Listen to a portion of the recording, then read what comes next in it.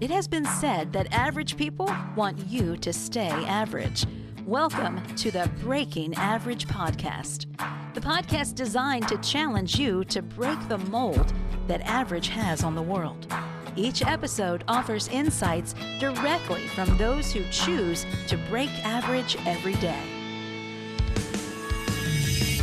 Now, for the latest insights, here are your hosts, Paul Gustafson and Rick Morris.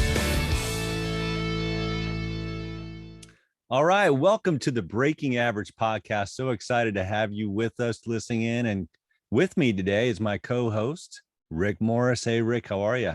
What's happening, Paul? Let's go, baby. Let's do this thing. We've been having so much fun, so much great feedback on the books that we're going through. And I just love to hear some of the feedback. I mean, some of these books are other people's favorites too.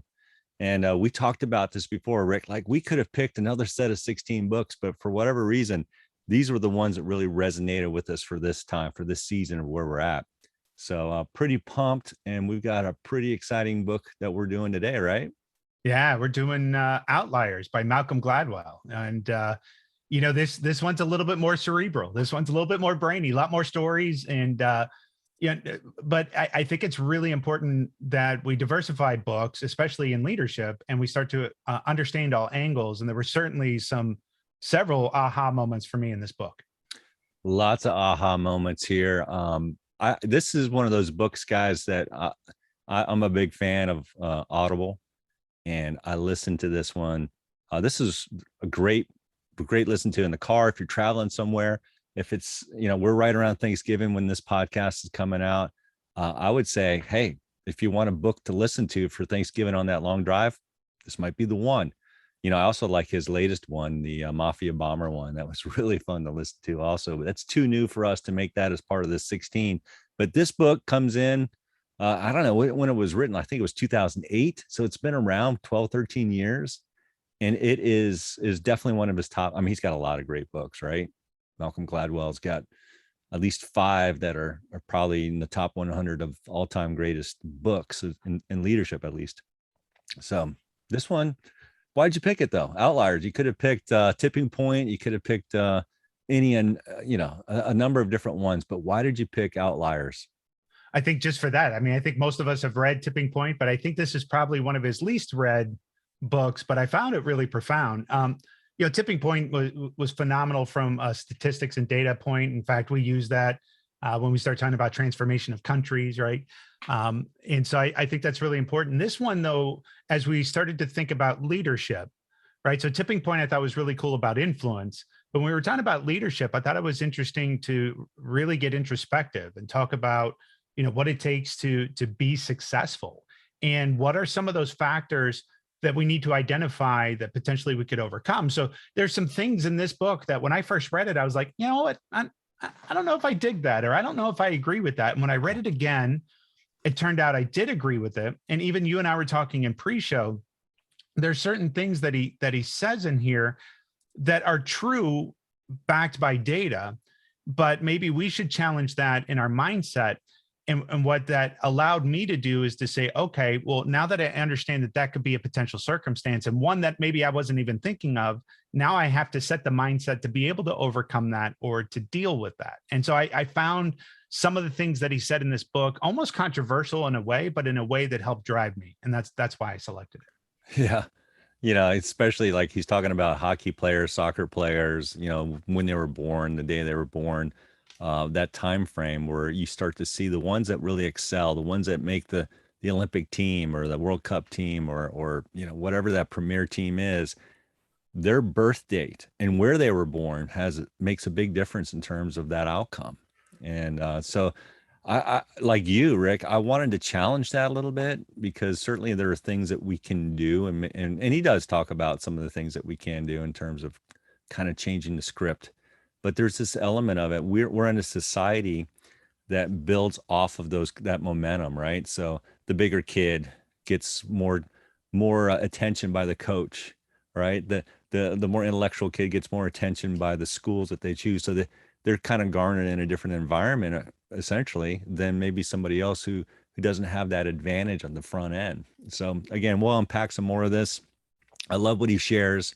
about outliers, and this is later in the book. I mean, there's content throughout, but there's one point really jumped off the page for me and sort of sets the tone for everything that we're going to talk about in this podcast and everything that we do in life as far as breaking average. And the comment was this: outliers are those who have been given opportunities and who have had the strength and presence of mind to seize them. And I thought that was perfect, right? So we're given opportunities. All right, that's great. We're all given opportunities, but we have the presence of mind to seize those opportunities. We have the strength, the character, the integrity to do that, the skills to do that for sure. But we have the presence of mind to seize them. I thought that was so important. So what he's trying to do, Gladwell's trying to do, is convince us that people don't rise from nothing, that we don't rise from nothing, that there's something to parentage and patronage, and that's really cultivating other people, which I get excited about because that's what you and I get to do on a daily basis. We get to cultivate others. All right. Then he says that he's trying to convince us that those that are successful may look like or tell you they did it all by themselves, but that's not entirely true, that there's some element of othership that makes this thing happen. And he acknowledges that even in the end of the book, in the acknowledgement section. I thought was interesting. So he wants to show us that those that are successful, those that break average, are invariably the beneficiaries of hidden advantages, yes, extraordinary opportunities for sure, and cultural legacies. So I'll just pause there. I don't know if any of that kind of resonates with you, but there's so much more. But let's start with that. When he talks about like self-made man, he brings up Jeb Bush. I thought that was really interesting because Jeb campaigned as if he was self-made man, and he's like, wait a minute, you've got a brother and a father that was sitting presidents already, so you've already got this established name, so you're not self-made. Although he ran with that and people resonated with that, that is somewhat of a myth. That's right. And I don't know that I agree that we don't rise from nothing, but at the same time, it's not as often as people claim. That's right. So Jeb Bush didn't rise from nothing. I mean, you pick up politics just talking at family gatherings. You know what I mean? Like hearing the complaints of what a sitting president is going through at a dinner table obviously is going to impact you or influence you into the political game later, right? I mean, it's just that kind of stuff. But coming back to kind of the opportunity thing, one of the things that I remember, a good friend of mine, Chase Hampton, he actually was on the Mickey Mouse Club.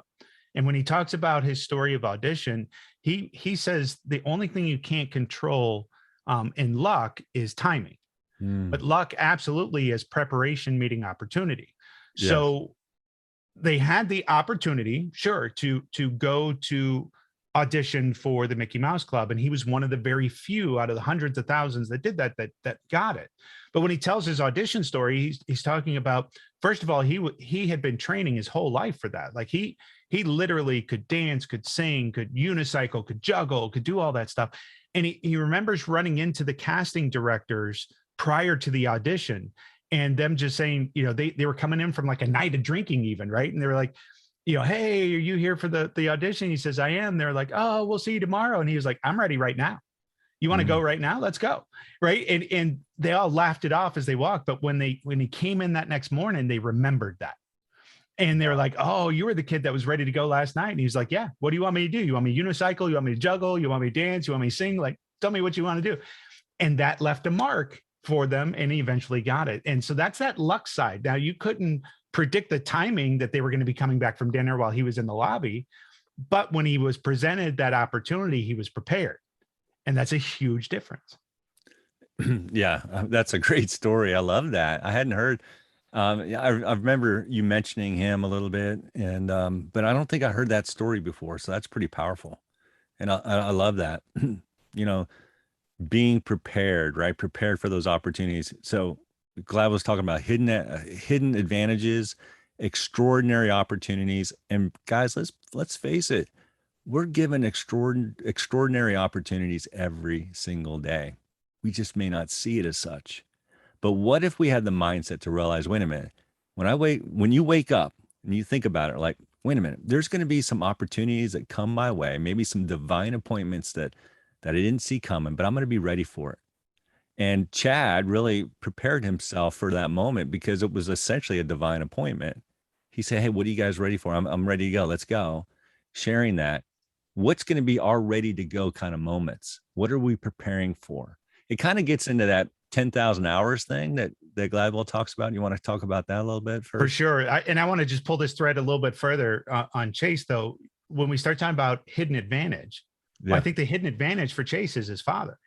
His father encouraged him to practice, went and bought him a unicycle, bought him the stuff to learn to juggle, gave him the time and opportunity to hone a craft even at a young age, right? Whereas some parents may go, I'm not going to go do that or whatever, right? So that's that little hidden advantage that Malcolm's talking about that starts to make you go, wait a minute, you're right. There are some unfair advantages, and we're not saying that, or hidden advantages. We're not saying they're unfair, but that was an advantage of Chase, is that he was brought up in an environment and taken all over, where he grew up to perform by his parents. They allowed that, and that eventually grew into then meeting the opportunity. And it comes to that 10,000 hours, which that dovetails into one of my favorite quotes of all time, or stories of all time, that Maxwell talks about. So John talking about the 10 and the 10,000 hours rule is, if you do something for 10,000 hours, then you're going to become an expert. That's been around for a long time. And Malcolm talks about like the Beatles, and he talks about like Bill Gates had the opportunity to be coding and all this other stuff. And so he was already an expert in coding when that opportunity for Microsoft came. And the Beatles had already honed their craft when they got the opportunity to take it mainstream. In the same thing, Maxwell was talking about, he wanted to be an expert in leadership. But he talks about a shift that has stuck with me ever since I heard the story the first time. He said that he said, okay, 10,000 hours, I'm going to commit, right? It's like every day for a few hours for 5 years. And his question in his brain was, how fast can I become an expert? How fast can I become an expert? And he said about 2.5, 3 years into the journey, it wasn't about how fast anymore. It was about how far he could go. So it was no longer about 10,000 hours. It's something switched in his brain that he realized he was going to be studying leadership the rest of his life to truly become an expert. And I've used that quote so many times, Paul, especially in project management, because in my business, everybody asks me the question, how fast can we do something? Like, when can we get it done? And I always say now, it's allowed me to pivot even in my business to say, really, it's not about how fast we can do it. It's about how far we can take it. How far can we stretch this dollar? How high can we convert the ROI? Right. Yeah. It's not just about slamming something in by August to say that we did it. Like, why August? And it's allowed me to get into some really good conversations, but it's all around that 10,000 hour rule. Yeah, I love this 10,000 hour, and it's scary. It's a scary number when you think about 10,000 hours to get to that point of mastery. He says, Gladwell says this. He says the emerging picture is that 10,000 hours of practice is required to achieve the level of mastery associated with being a world-class expert in anything. I would say John Maxwell, being the example that you just shared, he has no doubt become a master in leadership. And I've been in the room where he told the stories like, guys, I wasn't good at the beginning. Nobody's good to start. Nobody's good to start. All right. Even if you have some talent at the beginning and the aptitude to show that you can do something, it doesn't mean that you have the skill to actually do it. A gymnast doesn't become a world-class gold medalist at the beginning. They work hard for it, right? Anybody. So that I started thinking about the 10,000 hours. First, also, he says something really interesting. He says it takes the brain that long to simulate all that it needs to know how to achieve true mastery, right? So it takes our brain needs that time to really work it. And if we just slow roll it, if it's the crock pot analogy that Maxwell talks about, right? We can't get it. It's not a microwave approach to leadership. We're going to put it in the crock pot. We're going to get better. This is a growth mindset. So 10,000 hours, if you think about it, Rick, if I put 3 hours of practice a day, all right, 3 hours of practice a day, and whatever it is I want to master, I started thinking about it like, okay, 3 hours a day, because that's what I used to do. I used to play a lot of soccer, and I was doing at least 3 hours a day for 5 days a week. All right. So that's 3,333 days to get to that mastery level, is how I was thinking about it. And if I did that 5 days a week, that's, over the course of time, those 3,333 days, that's about 667 weeks or 12.8 years. And I thought about it, like, wait a minute, the best athletes in the world, that's probably how long it takes for them to get to the point of being the best. All right. So I started thinking, well, what if you could accelerate that? What if instead of 3 hours, you did 5 hours, right? 5 hours of practice once a day. All right. Now you can break it up during the course of the day, but it's 5 hours cumulative during the course of the day. That takes it down to 2,000 days. And if I still keep it at 5 days a week, so I'm giving myself a two-day rest, that's 400 weeks in 7.7 years. And I thought, now that seems reasonable. That seems feasible. So in 7 years, and 7 years goes by like a blink, we can achieve mastery and what it is that we seek and go after. So I thought that was pretty exciting. Mozart took him 20 years before he produced his first true masterpiece. So I thought that was an interesting take that Gladwell had. And it just, we think of the accomplishment that somebody has on the back end, not realizing how much work and effort they put into it. I was listening to, I don't know if it was a 30 for 30, but it was on Sean Taylor, who used to be the safety for the Washington football team. And he was tragically killed in a burglary. Somebody tried to rob him in his home in Miami, and he got shot. But he had achieved a level of on the field, prior to that unfaith, that horrible situation, he had achieved a level for a football player that very few have achieved. He was great. He was a great safety. And they shared a little bit about his backstory. He was putting in the 10,000 hours. He was working it. He was putting 5, 6, 7 hours a day in, just preparing. And that's what made him so great on the field. So thoughts on that? Yeah, I work with a lot of people that want me to mentor them or coach them on sales. And it's as we're going through their pitches and that kind of stuff, and they start to bring up their own objections, and I help them try to overcome those. I have one person that always says, well, I mean, I can't respond to objections like you can. I was like, but I've been selling my whole life. I mean, like I literally, one of my very first jobs, Paul, is I got this magazine. I'm like 6 years old. I got this magazine that had all these prizes in it. And if you sell a certain amount of items, then you could get like a microscope or, a camera or something like that. Yeah. And I would pick 2 of the prizes that I wanted.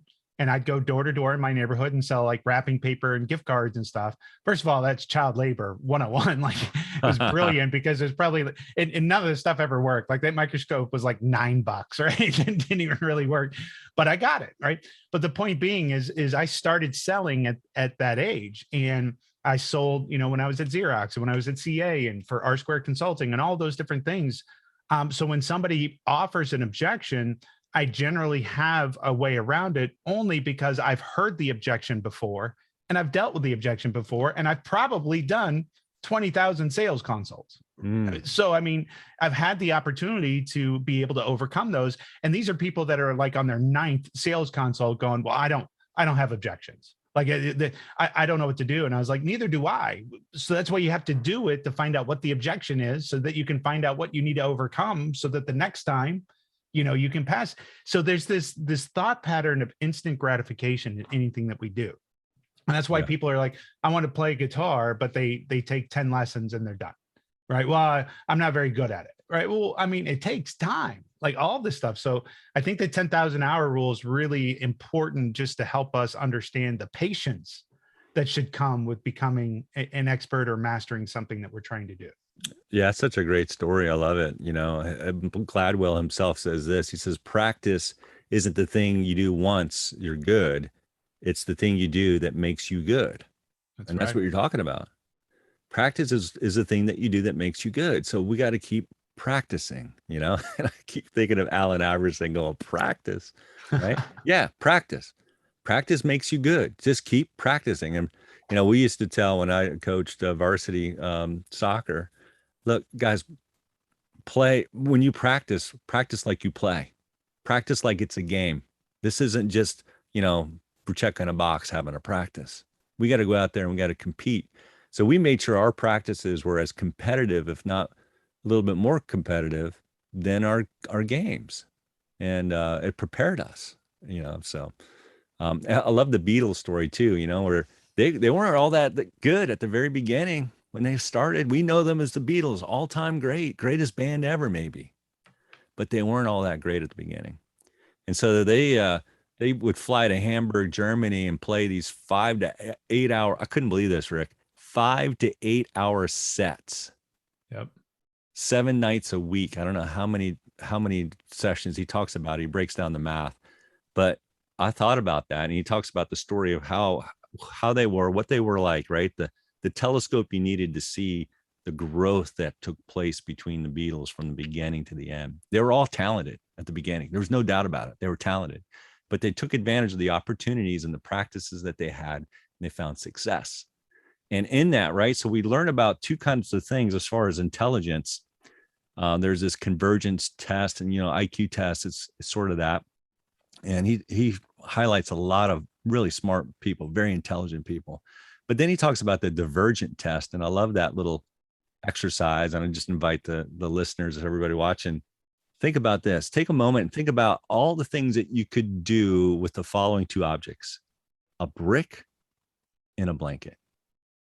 A brick and a blanket. And this is a divergent test, right? You start to use your imagination. I call it kind of the MacGyver mentality.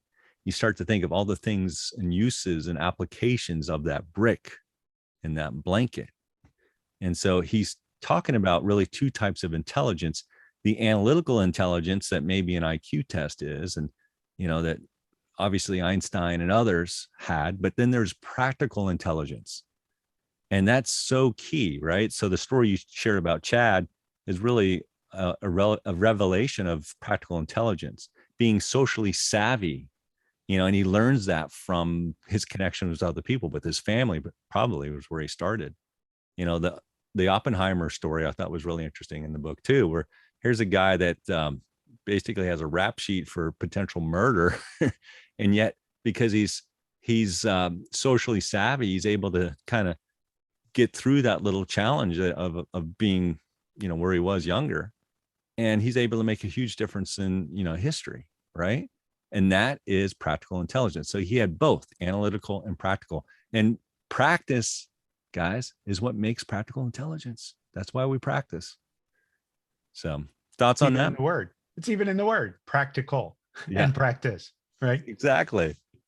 But yeah, I think, and we were talking about this as well, but if you take somebody, you can take two people with kind of the same opportunities and see how they progress. So you look at somebody like Johnny Manziel, who had a skill set that was beyond compare. And, talking about college football and in the way, like, he energized Texas A&M and could run around the field and do all kinds of stuff, but he just hasn't translated into that professional success.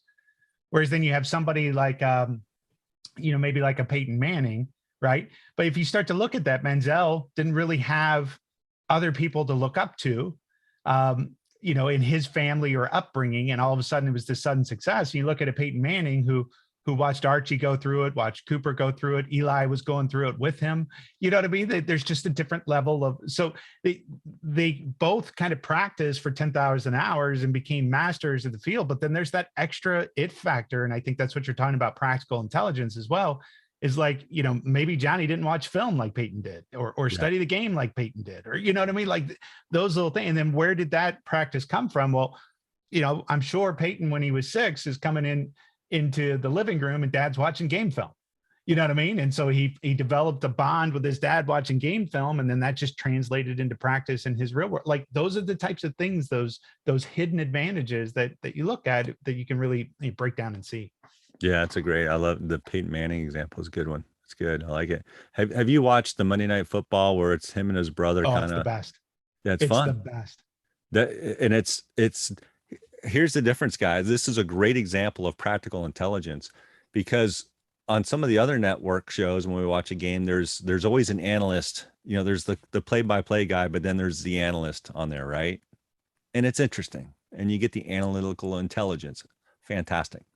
But this is the first time that I've experienced, at least over a course of 3 Monday night games. I know they're taking a little bit of a hiatus at the time that we're doing this recording, but it's the first time that you actually experience practical intelligence, right? Here, two brothers have both played the game in the NFL. They're socially savvy, okay? And they're communicating really what it's like, In fact, it's funny. I was watching Peyton's brother, Eli. He's in the pose. He's pretending he's like, what's it really like to be in that position behind center, receiving the ball and kind of reading the defense in terms of what you have to do. You get a real taste for it. It's practice, right? So they're doing a great job kind of reflecting practical intelligence to the viewers. And it's a great way to watch the game. Yeah, if you think about some of the more successful analysts, though, like, Tony Romo blew up real quick because he was able to predict the plays, but that was because he was applying that practice knowledge. I mean, still fresh. Troy Aikman does a really good job. Chris Collinsworth does a really good job. But these are people, but it's funny because the further that they get away from playing, though, the less that they're reading, because the game changes, right? So Troy was phenomenal when he started, and I still like Troy, but he's not offering the same insights that like a Tony Romo is, because Tony's closer. And so Peyton and Eli coming right off of retirement, it's still a ton of practical knowledge, but then the game is going to shift on them, right? Yeah. And they're not going to be up to speed as they were. I don't know. I find that interesting. I did want to dive into this age thing because it really made me kind of think back through personal experience. So when he starts talking about the Canadian hockey players, yes, and the cutoff of January 1st, and then he ran charts and the inordinate amount of percentage of people that were born earlier in the year were excelling. And when he starts to break that down, he says, well, it makes sense though, because if you were born in December, you're playing with somebody who was born January 1st, and essentially a year older developmentally, including physical and emotional. And so therefore they're going to probably excel a little bit more than you do. And that means they're probably going to get picked to play the all-star team and get better coaches or get picked into some of these elite teams and stuff like that. And why I like this, first of all, he offers that, but back to what I said in the beginning, once we know that, we can fix it. Yes. Like if that's the case. And so he even suggested, instead of an annual cutoff, break it into 4 cutoffs to where, people are a little bit more aligned, and that would pull that advantage away. But for me, my parents had a decision. I was an October baby.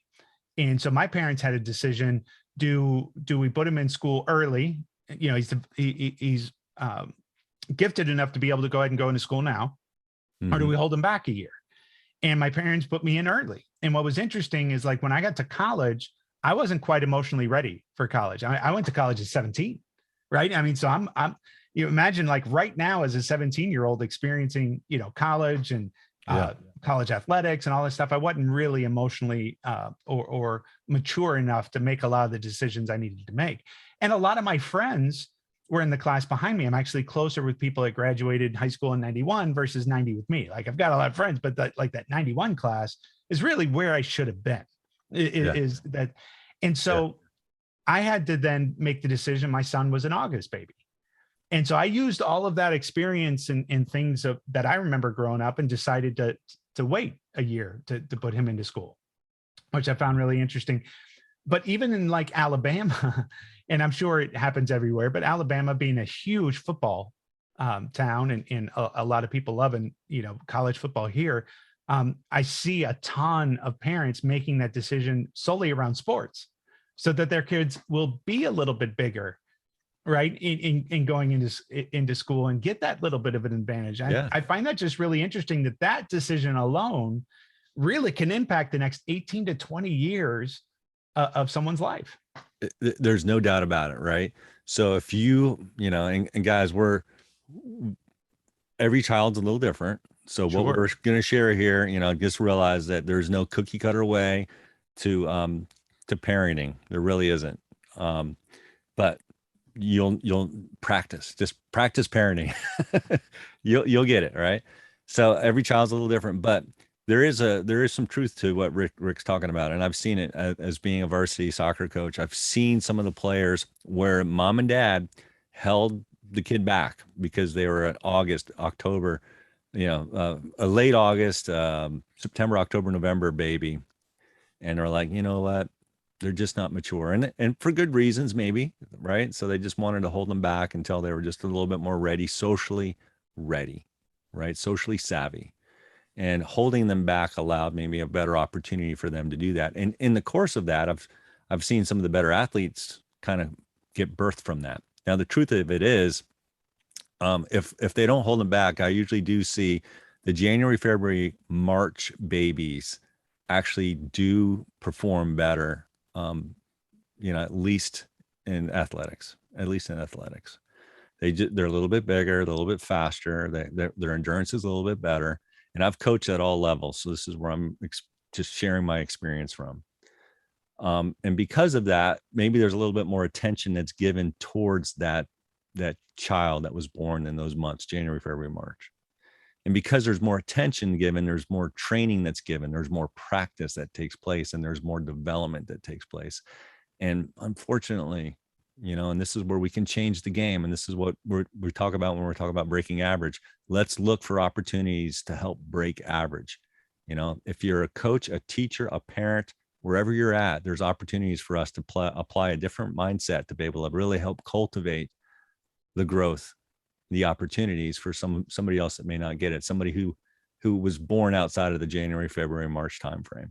There's not that opportunity. And that's what I would want to encourage. And that's what Rick's sharing too. Like, we can change the script a little bit. We can change the pattern, and we have an opportunity to do that.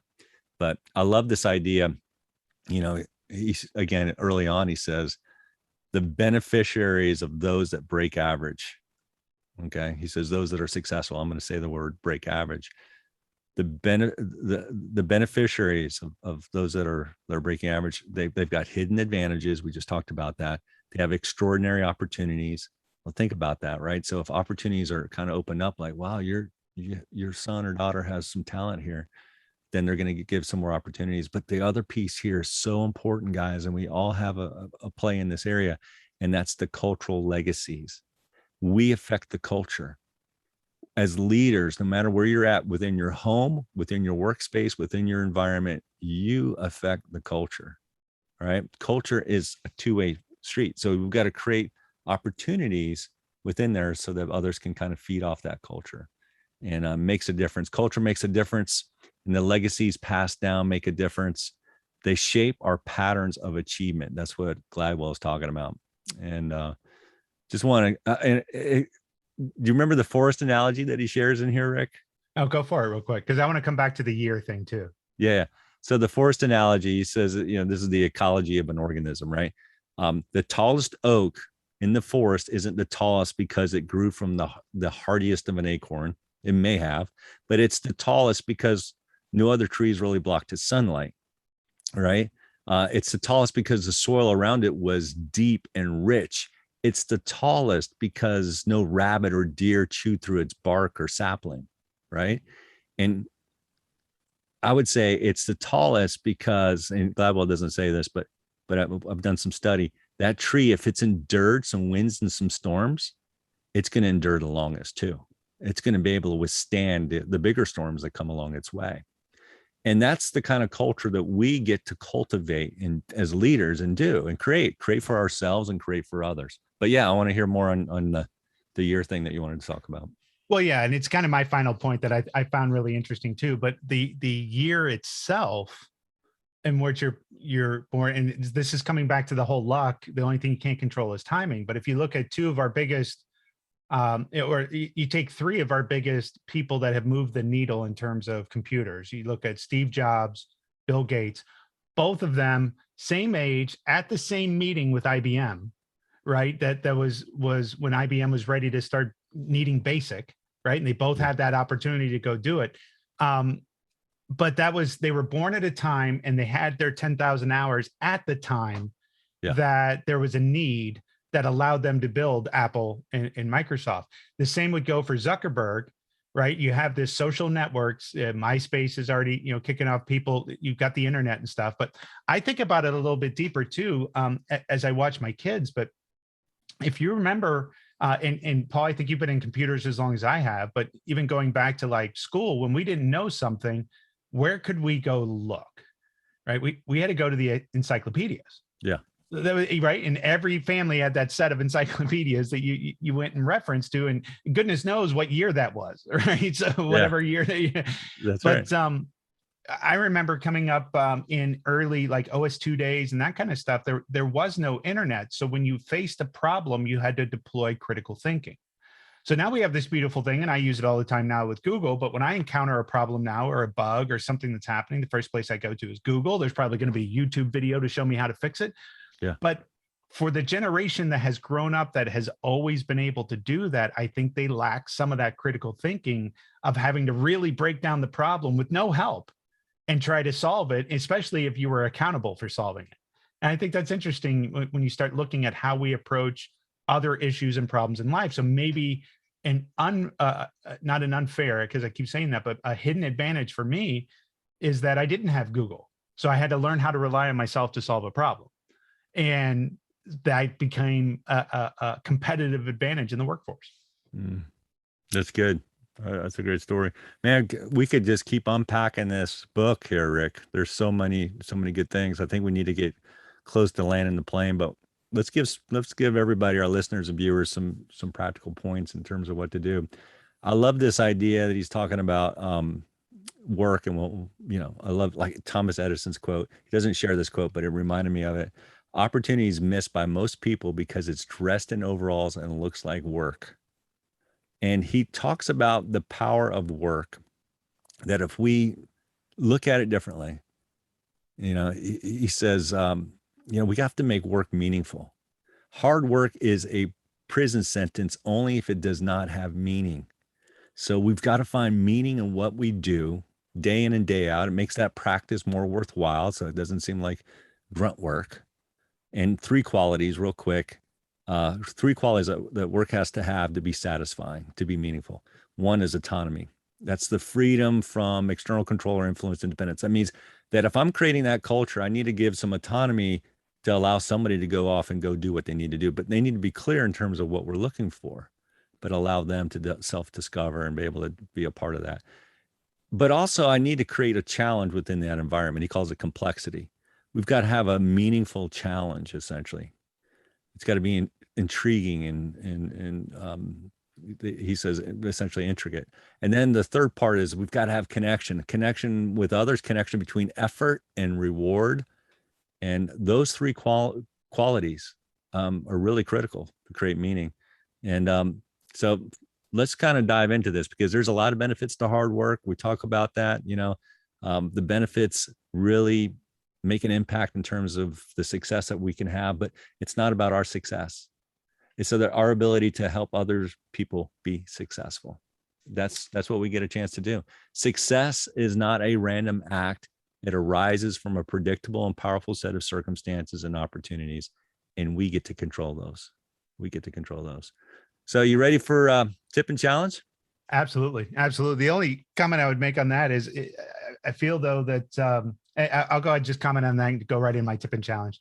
Yeah. So we can land the plane. But looking at my parents and the way they brought me up, and I've done this comparison because I really sat down to think about what I wanted to do with my kids, because my former spouse, everything was kind of delivered on a platter. Didn't have to work, didn't anything that she wanted, that kind of stuff. But that translated into not really understanding that value of a dollar, right? And just expectation. My parents put me to work like when I was 15. When they bought me my car, I had to pay them to drive the car. And while I look at that and look back at it and go, yeah, that kind of sucked at times, I have this innate work ethic that I understand that if there is a money crunch or there are money problems, that I'm just going to go work. I'm going to go figure it out. And I have this thought in my brain that it doesn't matter what I need to generate, I'll go find a way, whether it's, selling lawn and garden at Sears or coaching Orange Theory fitness classes on the weekend or whatever that is. Like I can see it coming, what I need to do, and have no ego in the work that I do. Like I will go work and figure things out. But that really does come back from what my parents ingrained in me early on. Like, I don't know that I would be that way if I didn't have to do that. So I just found that interesting. And I say that goes right into my tip and challenge, because one of the key ideas that he discusses in the book is, if we can recognize the reasons behind these uneven playing fields, then we can create more opportunities for people to succeed. So when you find yourself, so my tip, first of all, is to find those. What do you think, either in your past or where you sit today, or as you do the comparison game with people that are your age and they're doing something different, what do you think was kind of that uneven playing field that you needed to overcome? And my challenge is, then find ways to overcome it. So this isn't being offered as excuses, but these are facts. Like the whole January 1 thing. Okay, that's a fact. So that means I have to work twice as hard to catch up to somebody now if I was born in October and I want to play a sport. It's just what I've got to do. It's that piece. So if we can identify what those uneven advantages are, then the challenge is then put in a process to fix that. Like, how do you go solve that? And what do you need to do to overcome what may be that uneven playing field? So it's not a negative thing to point it out, but it's the reality of the situation, and how can you solve it? Yeah, that's great. I love that. Good takeaway. So yeah, my takeaway, I want to build off a couple of things that you shared there. He says, we're too much in awe of those who succeed and far too dismissive of those who fail. And most of all, we become much too passive. We overlook just how large a role we all play. And by we, he says, I mean society, in determining who makes it and who doesn't. And I thought about that. I'm like, wow, that's the challenge. That's the challenge that Malcolm Gladwell is giving every one of us. And I'll get to the tip. So I'm starting with the challenge before I get to the tip. So we're given a challenge to make a difference in the lives of other people. We're given a challenge to break average in our own life, but also to help other people break average too. So the tip is this, right? To live a life of fulfillment, to help others live a life, we've got to prepare. Achievement is talent plus preparation. We've got talent. There's talent all around us. We can grow our talent. We can develop our skills. But what are we doing to prepare? So my tip for you guys is, if you work hard enough, again, this is a quote right out of the book. If you work hard enough and assert yourself and use your mind and imagination, you can shape the world to your desire. You can shape the world to your desire. And I want to encourage you with that you have the opportunity starting today. Every day, there's an opportunity. There's some divine appointments that are going to take place. If you're open and aware of them, are you prepared? Are you like Chad? Are you prepared? That's the opportunity for us. Let's seize those moments. Let's make the most of what we have. Let's practice in between every day, and let's get to those 10,000 hours. So that's my tip and challenge. I want to encourage you guys with this book, go out there and grab it. Malcolm Gladwell's book. It's out on Amazon. You can find it. I'm sure it's at the bookstores too. It's a great book. It's a great read. Support Malcolm and everything that he does. He does really terrific research. I love the research that he does. And just thrilled that we were able to unlock this book. Rick, this has been fun, huh? Absolutely. And you just triggered me when you started talking about some of these items too, and how fast we are to judge. I'm a huge fan of documentaries. There's one that just came out called 15 Minutes of Shame. It was actually produced by Monica Lewinsky, but it goes through some of these stories. Like if you even remember the story very recently of the guy who was stockpiling hand sanitizer. He had like 17,000 bottles to sell, and he was selling them at a markup rate when people wanted it, and he got publicly shamed for it. Well, this is telling the other side of the story. And I found it really interesting is that there's this outrage and instant reaction to go shame somebody for 15 minutes. But then when you hear the rest of the story and how it even became light, it does change your perspective. So I encourage anyone to watch that. I saw it on HBO Max. It was called 15 Minutes of Shame. I thought it was really, really good. But with that, partner, please go to breakingaverage.com. You can go to breakingaverage.com/leader. If there's somebody that you think we should talk to or somebody you would love to hear from during this. And of course, I'm always inspired by our mission of Breaking Average, Paul, and can't wait till we discuss the next book on the next episode of the Breaking Average podcast. Thank you for listening to the Breaking Average podcast. If you loved what you heard, please take a moment to subscribe.